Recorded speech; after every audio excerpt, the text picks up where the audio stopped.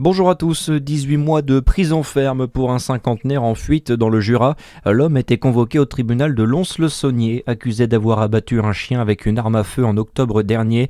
En fuite depuis, il n'a pas pu expliquer les raisons de son geste. La peine a été assortie d'une interdiction à vie de détenir un animal. L'arrêté pied-à-terre rue de la Liberté à Dijon, définitivement adopté par la ville. Stéphane Chevalier, adjoint en charge de la tranquillité publique, l'annonce dans les colonnes du bien public ce matin. L'arrêté qui impose aux cyclistes et aux utilisateurs de trottinettes de mettre pied-à-terre rue de la Liberté depuis 1 an a été pérennisé le 3 juin dernier pour une durée illimitée cette fois. Quant à une éventuelle extension du dispositif à d'autres rues, Stéphane Chevalier ne ferme pas la porte mais assure que rien d'autre n'est acté. À Besançon, 1500 soldats et personnels civils des unités du Doubs ont organisé hier une journée d'hommage aux blessés de l'armée de terre et de leurs familles. Elle s'est déroulée place de la Révolution.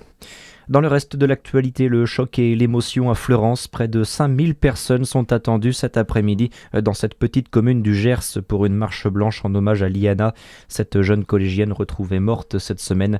Dans cette affaire, le principal suspect a été mis en examen pour enlèvement et séquestration et placé en détention provisoire. Les sports avec l'un des grands rendez-vous de la journée, le Grand Prix de Monaco en Formule 1. Kimi Antonelli partira en pole position cet après-midi devant Max Verstappen, Lewis Hamilton et le monégasque Charles Leclerc. Notez aussi la belle 5e place du français Isaac Hadjar, départ à 15h. Et puis le spectacle était dans le ciel de Chalon-sur-Saône hier. Pour son 25e anniversaire, l'association Un avion, un rêve, un enfant a organisé un show aérien sur l'aéroport du Grand Chalon. Le psych de la gendarmerie a d'abord proposé une animation au sol aux enfants avec Spider-Man, avant que la patrouille B-Wings, un pilote de l'armée de l'air de l'équipe de voltige et un avion Rafale n'émerveillent les yeux des enfants en situation de handicap.